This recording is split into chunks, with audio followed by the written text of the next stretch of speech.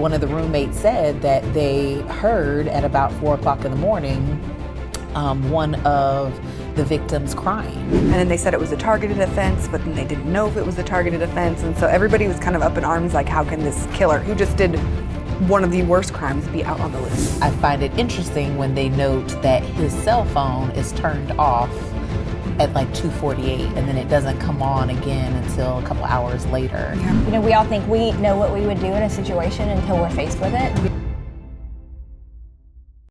Thanks for watching the Carolina Justice Report today. We are back for season 3. We're so excited, but not so much about the topic, because today we are chatting about the Idaho murders that everyone's talking about. Stay tuned.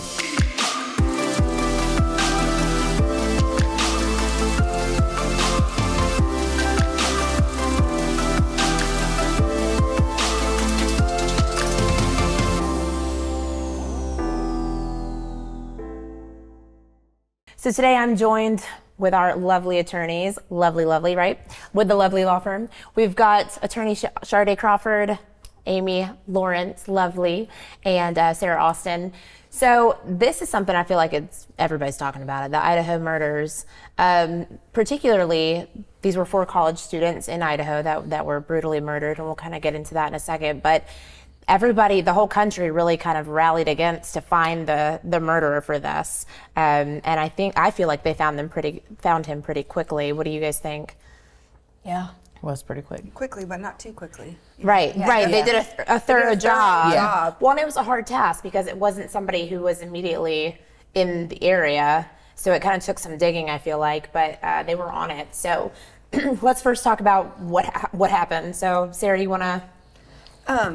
From what I understand, this is probably, like, I'm not a parent, but every parent's worst nightmare. Right, and just everybody's worst nightmare. You're just sleeping in your house and someone comes in and stabs you. That's so there were it's my worst nightmare, for four sure. college students in Idaho who were stabbed. I think the coroner's office came out and said three of them were sleeping and one of them was probably awake. Yeah. And for a while they were all didn't- sleeping. First we thought they were all sleeping, and then it came out that there were other roommates in the house. Right.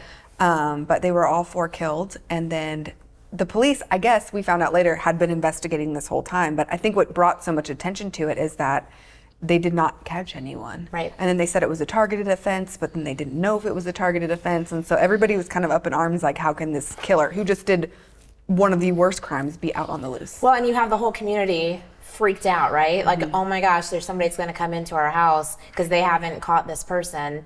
And so police kept asking for more and more details. So we weren't sure if the police had any information because they kept saying, Well, hey, they played stupid, right? Yeah, Yeah, they let us really know did. if Which you was know anything. amazing on their part. Yeah, I was gonna say that's really smart that they kept all of the intricate details about how it happened close to the chest, so that it's not being released, so that someone can't call in and start giving all these details that's already been released on the news. You know, just like originally they thought that the other roommates who were in the home, they originally said that they were sleeping at the time. Right. We later find that one of the roommates was still awake. They were actually door dashing some food at 4 a.m. Right. They were on TikTok.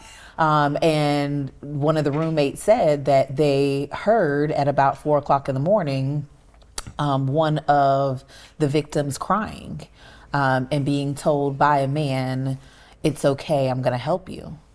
And then this same roommate then seeing a man walk past her room in all black with a mask on and then leaving the home in a sliding glass door, but that they were able to say, 5'10", tall, They said thin, bushy eyebrows was a eyebrows. major clue that had they Right. released that, he might have changed his eyebrows Right. or, other things come very in. And true. so Yeah. the police did an amazing job. And that there was a witness who saw a white vehicle leaving, like speeding Yeah. past the home after the murders, essentially. Yeah. And there was a gas station that was right near their home, and the gas station attendant went back when she heard about this, because someone was positive it was a female, and she went back and watched all the security camera Wow. during that night to see if there was any cars that they could see going past, and she saw the Hyundai. Yeah. And And so gave the it to police really did a good job. I think, like Sharday said, and Amy, they kept it under wraps for good reason. But that's kind of what drew all the attention, I think, for me. The scariest part was, like, how could this happen and they not know anything? Right.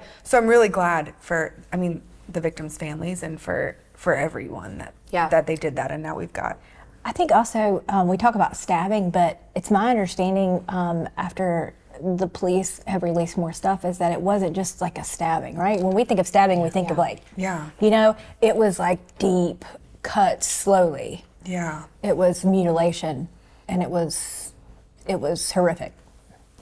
I have so many questions. I mean, this kind of morbid questions in my head, but to me, I'm kind of like, you know, so there's 2 people in each of those rooms, you know? So he went to the first girl's room and the girls were sleeping in the same bed together. And then same thing when he went to the second room, it was the boyfriend, girlfriend that were sleeping, one was sleeping, you know, but I'm kind of thinking, what was that like? I mean, for him to overpower both people in each room, I don't know. I mean, I'll be curious to hear more of the details of how they were what happened, how that happened, why that happened. I mean, Sharday, I know that we've talked on previous Murdoch episodes as far as, you know, we don't always know why. Like we all, in our rational minds, we always want to be like, but why? Like, what for? You know?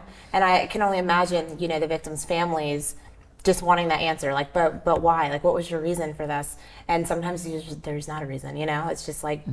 Crazy well, sometimes people. the reason is that you want to be a mass murderer, you want to be a serial killer, right? You That's what it seems want to like do that here. stuff. It definitely seems like when they're saying that he contacted one of the victims on her Instagram and sent her a DM, and it's just like, hey, how are you doing? She doesn't respond. And he keeps doing sending it, yeah. keeps sending it. They're looking at his phone records. He's going on 12 separate occasions, going to that house and at that location. And they said always in late night, early morning hours. Oh, always he was definitely out planning. there. Yeah. You know, planning. Watching He to was see on the where they internet do things. sort of asking people how to do crimes. For me, it's, I don't think like the reason why he did this is because he's a psycho, wanted to be a serial killer, but it's like, why did you choose this house? Right. So I would just say the scariest movie I've ever seen is The Strangers, because at the end, Agreed. they're like, why? And they're just like, because you were home. And it's like something that's simple, you know? And so if like for those families to be like, why these girls? Yeah. Well, there was a serial Ethan. killer. I can't It's remember if it was kinda Jeffrey crazy. Dahmer, if it was one of the other. Yeah. It wasn't Dahmer. It was a different one. But he would go door to door and just turn the knob. And if it was locked, he would move on. And if it was open, he'd go in and kill him. And it's just like stuff like that I'm like, That's like the scary stuff. That's And so creepy. I don't think we're ever So going to get a creepy. reason to Well- like why this group of kids. Well, oh yeah, no. I think one of the things that we haven't talked about, but I think it's important that we talk about, this was a guy who was, the person who's been arrested, who was getting his PhD in criminology, right? right. He was, a piece of me thinks that he just wanted to know what it felt like to kill somebody, Yeah. right? When he wanted to be a cop, he To feel like, applied to what be does it a feel police like? officer Yeah, at one yeah. point. So And they said that his application to the police department said that he was specifically interested in doing like technology type issues with the crimes And, like, analyzing how to crime scenes. analyze Yeah. technology, Yeah. like that type of data. And so I find it interesting when they note that his cell phone is turned off at like 2:48, and then it doesn't come on again until a couple hours later. Yeah. And so it like made it impossible to really say like that he was specifically at that house at that time, but he didn't turn it off on all the other times that you're going to the house. That's No. what- Yeah. you know. And I was reading, I forget, someone wrote a whole article about not just him, but the victims too. It was really well written, but about sort of him and the people around him and what they said, that he always tried to explain things in the most complicated way possible to make him seem like he was the smartest guy ever. Sorry, I'm just thinking about all the lawyers I know. I know, but for that, so he was really trying to like outsmart everyone, with this whole Yeah. thing. And for me, it's just like, we It's talk just a about lot of Murdoch. words to say one thing. Yeah, right? and horrible investigations, and you talk about the police outsmarting this guy who thought he was like the smartest guy in the world. Yeah, he because thought they he really had- did he go had track. crossed his I mean, the way T's. that warrant reads and they tracked him. They amazing. got the car license plate, and then they went and watched every body cam where he had a traffic stop and got his phone number and got everything about him so that they could go investigate where his phone was and all those things. And they really put it together without him. I mean, even with him, Anybody being- purposefully yeah. and trying to be too smart and get rid of all that Yeah. evidence and hide things. When I didn't think about the police keeping a lot of that information to themselves as being on purpose, and I think that is because really they knew. cool. They knew Yeah. what they knew. They were onto him already. Yeah. But they also knew how smart he was, and they knew his he has an undergrad and a master's degree, and he was getting a PhD in criminology. So he has it almost empowered him, right? Well, you don't know what happened. Oh my God. So he got brazen and he got bolder with the things that he was doing. He was on Reddit, under a pseudonym and stuff like that. So we know, if anything, it emboldened him to think he really got away with it. Well, I do think early on we did hear that the one roommate, that she had a stalker who was him. And you would think that would kind of make him be like, okay, let me lay low over here. Yeah, I'd not heard that. I thought the stalker was some other guy. Was it a different guy? I didn't hear that it was him. That's what makes me think it was a different guy, because it said that We knew about the Yes. messaging. Yes, Yeah. we did hear about Adam. I was thinking the stalker was him, but that makes sense if it was a different guy. Because we did hear early on about a stalker. Yeah. And then about her, one of them's little ex-boyfriend, they just broken up. So we were all thinking, okay, maybe it's this guy. Maybe it's this guy. And I just think the police, they took a lot of heat. I remember reading when it first happened, it's like, what are they doing? They're just a bunch There's of killer on the Idaho. loose. They're doing everything wrong, and what an amazing job they actually ended up doing, and sort of just taking all that heat and letting people think what they think. And you see how it plays out on the flip side with the Murdaugh investigation, where we knew all of these things coming out. And there's court of public opinion now. We all think how we feel before it even comes out. That's not going to happen here, right? Because they already have the physical evidence now. And then I think there's more. Sade and I were talking about why the police weren't called. So I guess they were murdered between 4 o'clock and 4:25, I think I read. Yeah. And at least that's what the warrant said. And then the police weren't called until noon the next day, even though one of the roommates saw a man, said she locked herself in the room. They don't call till noon, and the warrant says that the call said they were unconscious. They were worried their roommate was passed out and she wouldn't wake up. Which, if they're stabbed, and the warrant also says there's blood everywhere, and so that call is not, I think my roommate, it's like, oh my God, my roommates are stabbed. And so I have so many questions about that. She called her friend to come and call 911, but she didn't even call 911. I also think that's because they're being very protective of this roommate witness. They won't even give her name, it's just her initials. And I would like to see, and I'm sure they did, if they did as thorough of an investigation to him. When I hear a noise in my house, I'm calling my fiance or my mom, I heard a noise, I'm going to check, just listen to me, I'll describe the bad guy. Yeah. Call 911. So I'm sure if that happened, she was talking about it and she was scared. And I think that there's going to be more information on that, but I wouldn't put it past this police department to keep it under wraps until trial. Yeah. Well, his trial is set for June. And the judges granted probably the most tight gag order I've ever seen in a case, in a criminal case, because normally we see a lot of this stuff. So I'm not judging her. I have so many questions, I want to pass judgment on her, but then I'm maybe they're just not telling us the whole story. Right, and our gut reaction is we all, we've talked about this on this program, but we all think we know what we would do in a situation until we're faced with it. And so, and one of the things is we always think it's either fight or flight as our reaction to these things, but we realize, and what the data now tells us and the science is there's also something called Fawn as a reaction, F-A-W-N. And what that means is that sometimes we just get quiet and we become polite and nice, as crazy as that sounds. Deer in headlights kind of situation. Oh yeah, totally deer in headlights. Yeah. And you just kind of just go along with things because it's self-preservation a little bit. Well, we see that with sexual abuse cases. Oh, all the time.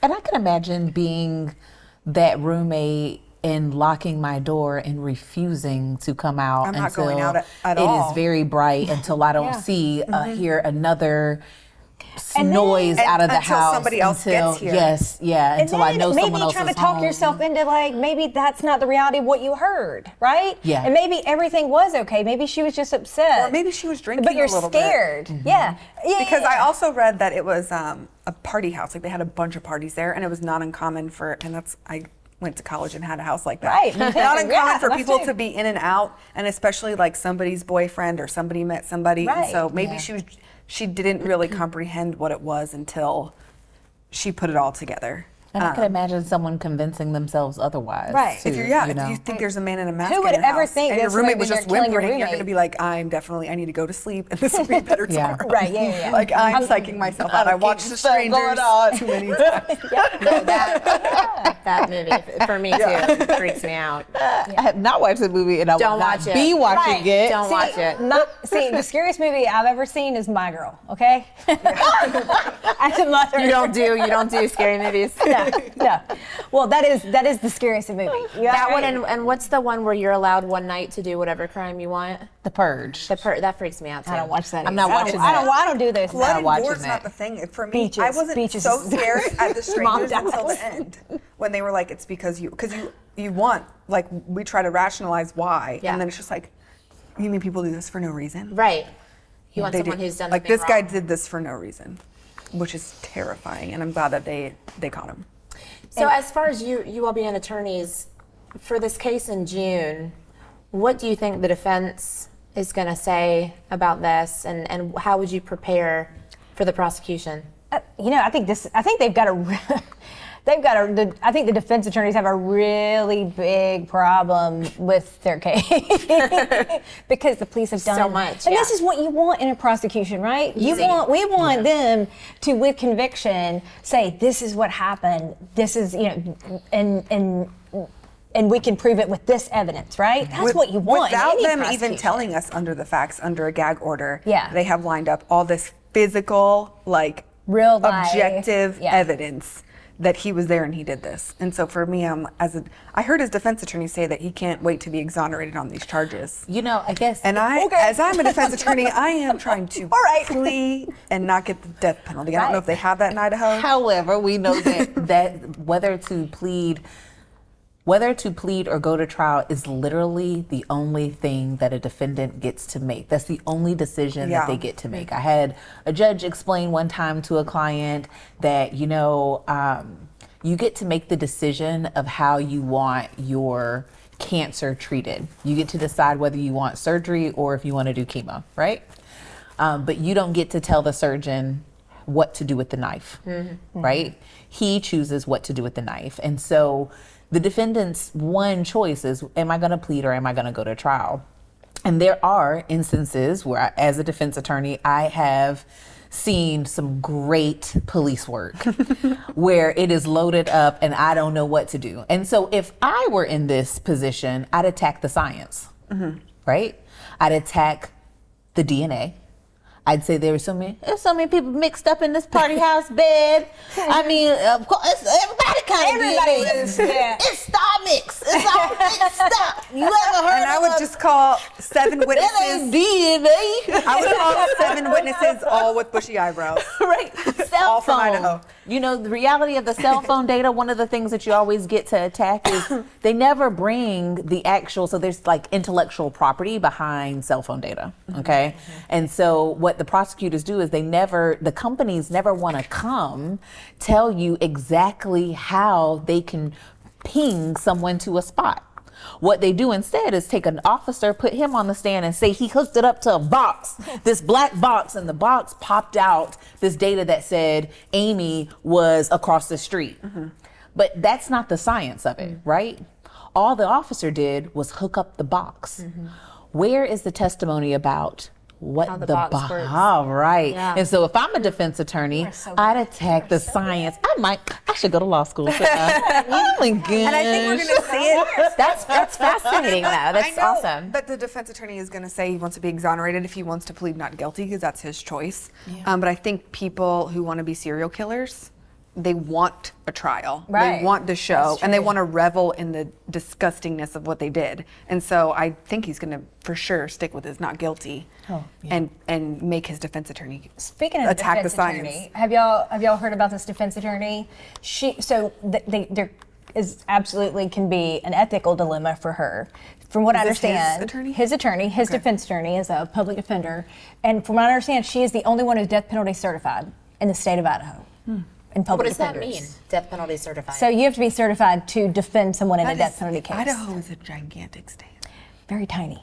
But the bar, very thought tiny it was a bar. big state. It's a big Is it state not? with a tiny bar. Got it. Because it's very densely, not densely, There's a lot of very rural. I'm and like, not densely I populated. can't wrap my head around how we only have one PD death penalty certified. Like, For the record, I don't want to ever be death penalty certified in anything. Prosecution, just defense, or anything, feels not like- it. I don't want to touch it. You've got to have more But than one option. You do, yeah. Right. So, and I don't know if that's in the state or in that region or whatever, but that's what they have said. And she's a really great lawyer, but this is the issue that has come up, is that she represented the victims' families over the years. Thanks. Yeah. So I think 2 or 3 of the victims in this case, they had represented their estranged mother, I think a dad in one of the cases. Yeah, I did see that kind of thing. The one victim So I think that's had a total. mother who had a lot of problems That's a in the criminal justice system. that's a Interesting. huge ethical dilemma for that defense attorney. They say she's a total badass. And I do appreciate they're gonna have great to- female attorneys. I know you but do. I think that's going to be a hard thing because I think that's going to be crazy. Well, what going do to you come do up. in something like that? They got to find another attorney. Well, Can you choose someone from another state, or they have to be? well, that's what I mean. That's They're going to make so, an exception somehow, or someone's at- going to get certified. At trial lawyers college, I didn't realize in the Midwest they give out the death, like in South Carolina, we've had like a handful of death penalty cases in the last 20 years. It's just reserved for just like the worst of the worst of the worst. But I met so many attorneys who did death penalty cases. That's all they did. Like, God bless you. Like to be able, to do that day in and day out, I couldn't imagine. And there are some total badasses. They too. are the totalist of To all the have someone- badasses. to fight for represent someone's someone life. who could get the death penalty is like literally having that person's life in your Yeah. hands. Yeah. Oh yeah. And so that's just Just gives me anxiety thinking about it. Yeah. But I would think that they would try to bring in someone else, right? Even if it's from out of state, because they can pro hoc in and then have someone there that knew the local rules. Because that's absolutely. So They'll even get though I'm not somebody barred, else. like let's say in North Carolina or Georgia, if I have an attorney in North Carolina or Georgia, or Idaho in this case, if they'll vouch for me, and then I can go in under their license. It's called pro hoc vice. And we try the case together. That's interesting. That's super we'll interesting. see how that plays out. Yeah. Yeah. Yeah. I'm Whoever his interested. attorney is, he's going to put them through it. I can imagine. Well, and you He's going to be the said- smartest guy in the room no matter what, right? That's what they say. He has to be the smartest ever. So that's Well, going to be a Charlie, you task. said how you would kind of attack the technology in something like this. As far as the prosecution, is it really just kind of like laying out the facts that are already there, or is there something that you guys still need to kind of? Well, we don't know everything, right? Because they're keeping Yeah. everything. It's under such a gag order. We don't know the details of this crime. We only know just a little bit. And what little we know They've got videos. feels really They've good got for GPS the data. prosecution. They've got Which is what you DMs. want. They've I'm got not sure how they DNA, are. yeah. They've got DNA. So they've got a lot. It sounds like a lot of physical evidence to Yeah. put up. Certainly, and probably right? more that we don't know about. Yeah, oh yeah, I'm sure. Well, in the gag order, kind of briefly explain that. That just means nobody can talk about the facts of the case, or what does that mean? Or none of the evidence can be leaked. No one can talk about the facts of the case, the witnesses, the names. It's Just the everything ones is just, within the trial, or you can't block what the general public is saying, right? Oh yeah, they can comment on it, but they can't. The police and the witnesses and everybody involved, they can't go and speak freely to the press about it. I have a feeling he is tied to other crimes because we know that he got his master's degree back in Pennsylvania. I have a feeling there is something there that will tie him to some other crimes, and I think they're looking, Yeah. which is why they got the gag order in place. I also just think they don't want. And that's just purely just gut instinct. That's what I think. You know how Alec Murdaugh's lawyers went on HBO. And They're did a not allowed to do documentary. this. They're not allowed to do that here. Right. Yeah. They can't do HBO until it's over. Oh, and I'm Never sure good they when Your will. attorney goes on HBO and gives a whole different timeline that's Before contradictory. your trial. Before your trial, that's contradictory to all your statements. Yeah, that's what the gag order means. Well, we're going to follow this case. I have a feeling we'll probably live stream this case like we have the Alec Murdaugh trial. But yeah, lots of this. I mean, this case is huge, right? I mean, the whole country has kind of gotten involved in finding out the details of this and what happened with it being such a heinous, crime that came out of nowhere, like you said, which is very scary because your mind can't wrap around why Your biggest and fear what. is that you send your kid off to college and something horrible happens to him, right? Yeah. You work for that moment to be able to send him out into the world. For them to go to college and experience all the things that life has to offer, and then When you hope that they make And good this choices, happens. but then this has something. It's they made all nothing the to do right with that. choices, did all the right things, and this random guy comes along and just Yeah. For no reason. makes me cry just thinking about it. Stick with us, folks. We will keep you updated on this. And again, we'll let you know as the trial gets closer in June, kind of what's going on with that with updates. But let us know in the meantime if you have any comments or questions. We'd love to hear from you. You can visit us online at justiceislovely.com, or you can find us on YouTube, Facebook, Twitter. We're everywhere that you consume your social media. We would love to hear from you. We'll see you next time. When life gets